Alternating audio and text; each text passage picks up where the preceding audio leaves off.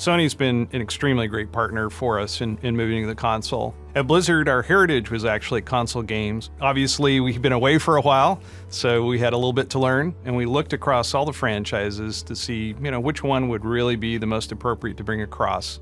And we felt that Diablo was by far the easiest win. It is the granddaddy of action RPGs. When the first one came out in the late 90s, it really said, RPGs don't need to be this slow, sort of pondering epic. They can be these awesome, rock concerts, and you can sort of just smash things and kill a bunch of monsters and get a whole bunch of epic loot.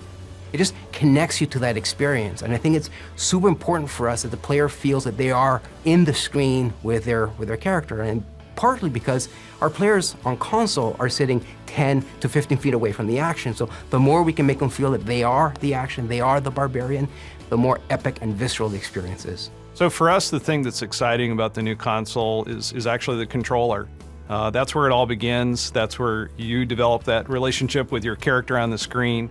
At Blizzard, we have this sort of philosophy that control is king.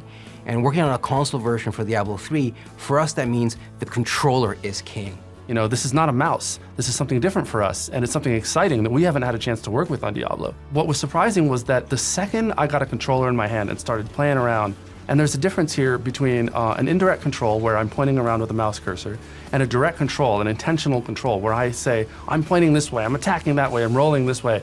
And that just stings. It was really surprising even to me. There's an intimate connection between the player and their character, and that's something that we really wanted to leverage and build the Diablo 3 version for the console, specifically around the notion that we call pick up and slay.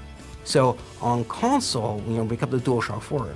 When you flick the right stick, your character actually performs a sort of dodge move that is unique to the console. And we added that, I think, first because PlayStation players are going to have this expectation that as a console game, I should be able to do that. I should be able to have this cool sort of dodge mechanic, and we wanted to give them that. We also wanted to make sure that players had the ability to quickly reposition in combat, to give the game not just a cool action feel to it, but add a sort of tactical element to it, and it's worked out really well. One of the things that we're excited about with the controller is the touchpad. Diablo is a pretty deep game, and we don't like a lot of overload on the buttons. We wanted to keep it really simple so you can get to the things that you need to get to fast because you need to do it, because the monsters are pouring at you no matter what. We think the touchpad's going to give us a lot more opportunity to make that interface a lot easier. We now have a different way that the player can interact with the game. For a game like Diablo 3 that has a lot of sort of cool inventory things you're doing, you're equipping items, just the possibility of the trackpad is really exciting, and we really can't wait to dive into it and sort of make it as awesome as we can. What we didn't want to do is simplify the experience, because at the end of the day, Diablo is awesome because of all the different items you can get and all the different powers those items have, so we didn't want to sacrifice that.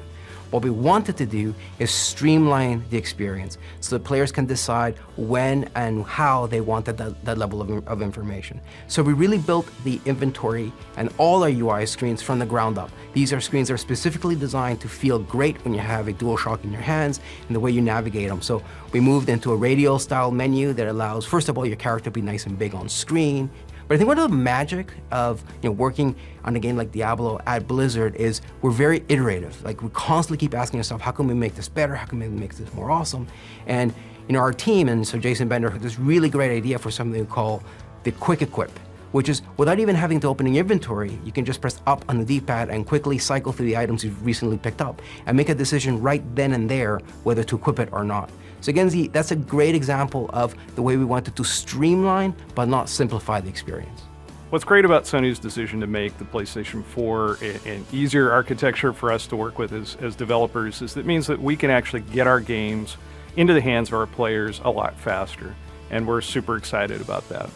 We have a lot of scalability in the PC version of the game, and with the processing power of the GPU on PlayStation 4, we're pretty confident that we're going to be able to get very high-res graphics and a super rock-solid frame rate. So something that you get on PC, not quite for free, but something that people are used to, is the ability to do things like stream your experience. So you say, hey guys, they just changed the way that barbarians work, or I just got a new axe for my barbarian. I wonder if I can do this whirlwind tactic that I've been doing on a harder difficulty. Let's find out. And so someone online will they'll take video of themselves doing it, saying, look, I can totally do it. It's totally easy. All I need to do is go to this area and get this skill, and I can make it happen. And people learn, and it's exciting. I think the share button, I think, has this potential to sort of really fundamentally change the way players interact with not just the game, but with one another. And there's always been a barrier to sort of bring that same type of experience to the console. But the fact that it's now on your controller, a button press away, that you can, you just found an awesome legendary and you want to, share it, not just with your friends on your couch, but with the whole world. The fact that that's a button press away is just such a great thing to bring to players. And I think it's one of those things that, especially when we start talking about it sort of internally, is that we sort of get the potential, but it's not until we actually see it in action, and more importantly, see players engage with it and see what they do with it.